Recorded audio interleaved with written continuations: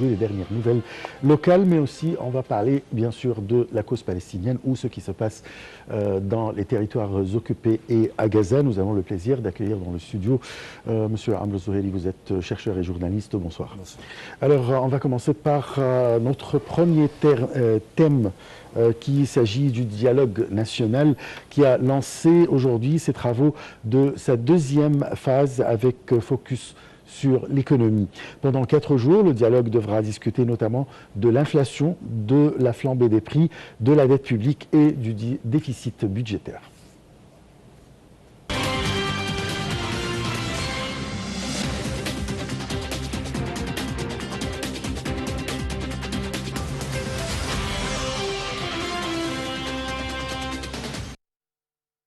Les séances de dialogue économique débutent ce lundi et pendant 4 jours en présence des représentants du gouvernement, des ministères concernés, d'experts et de spécialistes en réponse à l'appel du président As-Sisi.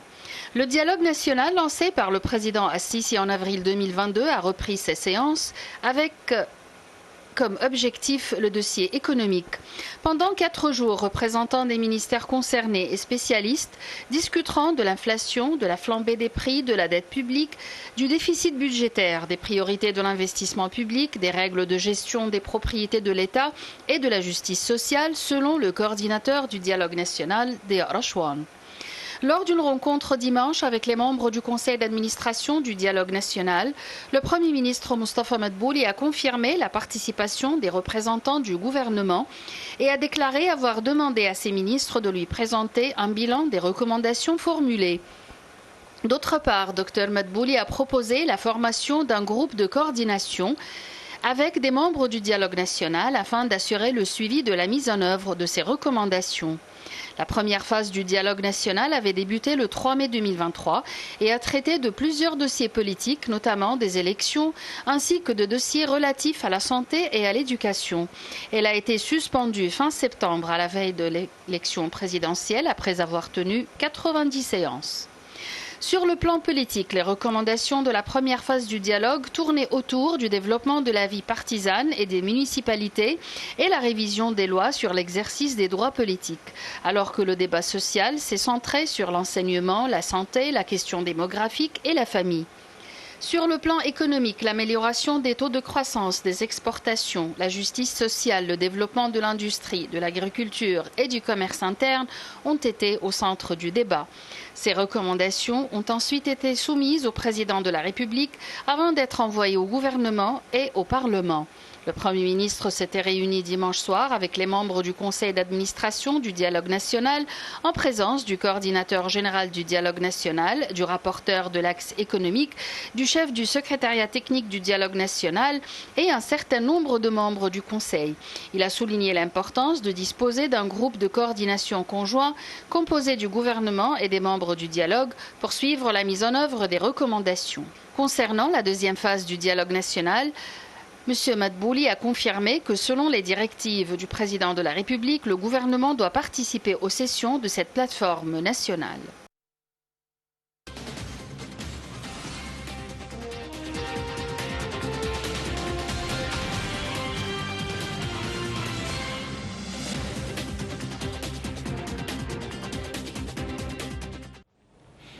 Monsieur Amr Zoheri, je rappelle que vous êtes chercheur et journaliste. Là, c'est le dialogue national. Il a été tenu il y a 1 an avec des recommandations, etc. Aujourd'hui, c'est le topic, le sujet le plus important, c'est l'économie. Ouais. Qu'est-ce qu'on attend de ce dialogue? On attend en fait la reprise de ce dialogue, elle est importante dans le sens où elle pourrait constitutionner... les rapports de ce dialogue pourraient constituer des archives pour la nation au niveau d'évaluation de la matière grise des participants et de l'apport de la matière grise de la nation. Cette fois-ci, le dialogue, il est au niveau de ce que j'ai compris en ce qui concerne aujourd'hui et les 3 prochains jours, c'est un dialogue des experts, des technocrates et bien sûr des responsables gouvernementaux. Et c'est très important du point de vue de l'actualité à la lumière de la crise économique qui est au niveau national comme au niveau international. Donc, et ce qui m'a fait d'autant plus plaisir, par exemple, j'ai regardé aujourd'hui à titre d'exemple la présence des experts économiques renommés, comme par exemple à titre d'exemple M. Hassan Saadi aujourd'hui, l'ancien ministre de l'économie Goud Abdelkhali, qui a une vision très ouverte et très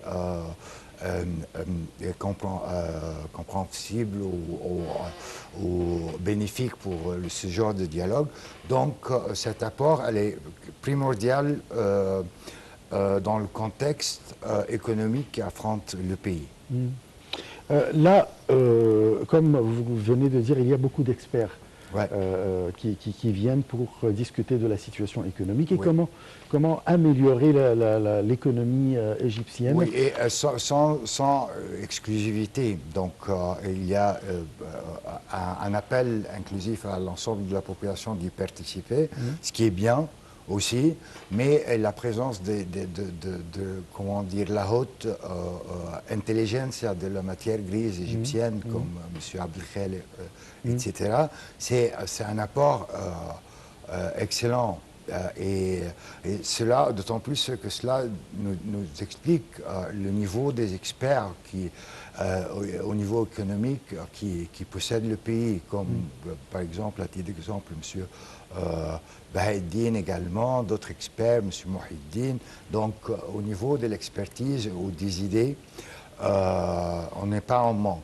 Mais ce qui devrait voir le jour, c'est l'application des recommandations qui sont possibles. Et d'autre part, ce qui pourrait être utile et être très intéressant, de ne pas fermer l'apport de ce genre de dialogue. Donc, il faut que la nation prenne en compte que ce dialogue, à tous ces niveaux, continue pour qu'il soit une lumière permanente pour le développement du pays, pour la génération actuelle et pour les futures générations. Normalement, on va traiter du sujet de l'inflation. Ouais. Alors, quelle est la possibilité de sortir avec des décisions qui arrêtent l'inflation ou bien la hausse d'inflation? Oui, mais au niveau macroéconomique, on peut voir également que cette inflation elle est causée principalement d'un contexte international qui dit long également sur la mauvaise santé économique des États-Unis. Donc, nos principaux échanges avec le monde se font en dollars. Donc, cela accentue la crise. Et cela également, ce qui lui met une dimension politique, c'est que les États-Unis récemment n'ont pas œuvré ou elle n'a pas préféré, a eu de préférence pour les chemins de la paix sur le nouveau des conflits qui sont engagés dans le monde. On a vu cela au niveau de ce qui s'est passé en Ukraine, entre l'Ukraine et la Russie, dans la région également, au niveau des Palestiniens. Donc, comment dire, recours à la guerre, peut-être pour sauver le complexe militaro-industriel américain, n'est pas une ordonnance saine pour l'ensemble de l'humanité. Peut-être c'est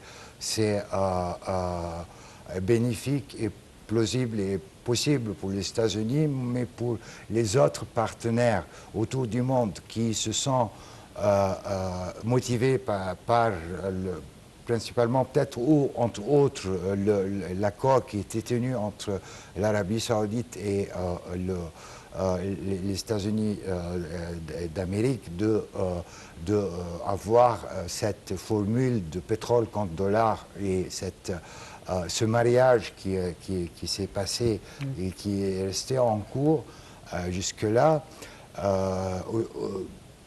Il ne faut pas que ça soit... En fait, ce type de mariage, il n'est pas catholique. Il ne va pas être permanent. Et aujourd'hui, les mouvements américains ou les intentions américaines, les politiques, etc., ne guident pas vers une sortie bénéfique pour l'ensemble des engagés dans des situations de crise économique. Tout à fait. Alors, vous avez mentionné quand même la guerre de l'Ukraine, Ouais.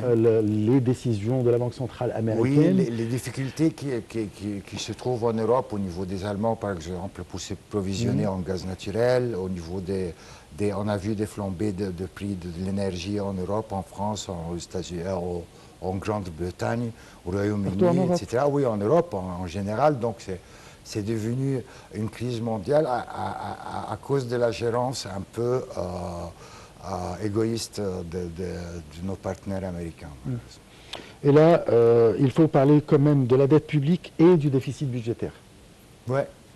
Alors, par exemple, on voit que les États-Unis, au niveau de dette, elle est pas en situation meilleure que l'Égypte, par exemple, au niveau du PIB, etc. Oui, Donc, c'est avec les calculs.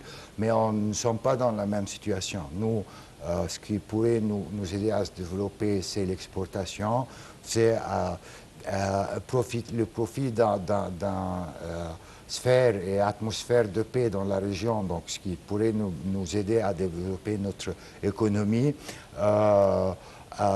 Un libre-échange mondial pacifique pourrait sans doute augmenter les bénéfices du canal de Suez annuellement, etc.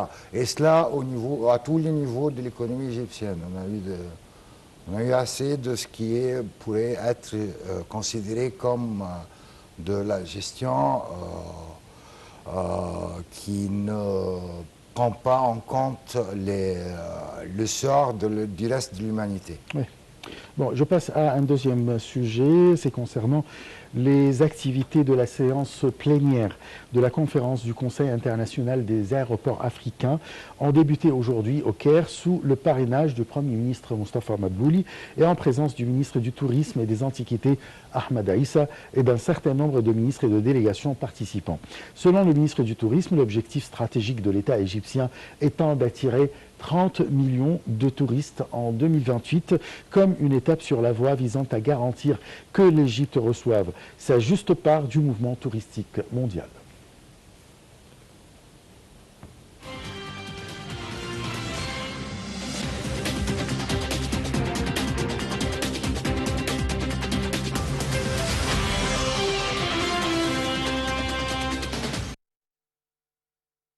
Le tourisme entrant en Égypte dépend à plus de 90% de l'aviation, car l'aviation est le principal moyen d'atteindre la destination touristique égyptienne, a déclaré le ministre du Tourisme et des Antiquités Ahmed Aïssa lundi à la conférence du Conseil international des aéroports africains, soulignant le travail continu, la coordination et l'intégration entre les ministères du Tourisme et des Antiquités et de l'aviation civile pour atteindre les objectifs de l'industrie du tourisme en Égypte.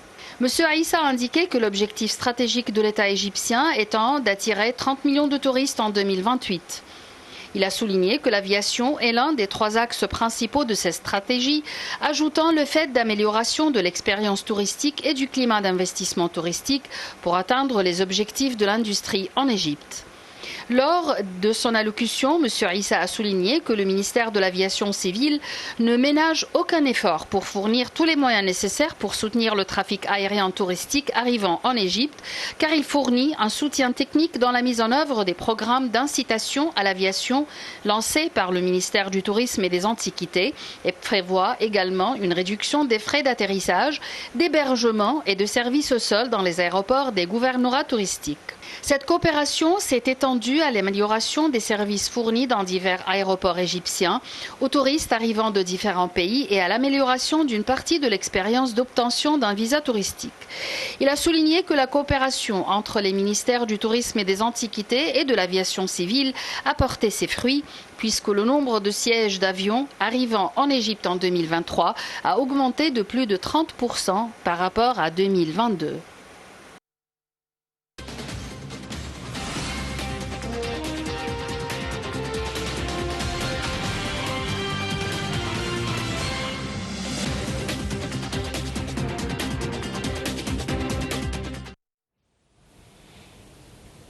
Et en marge de cette conférence, notre collègue Nora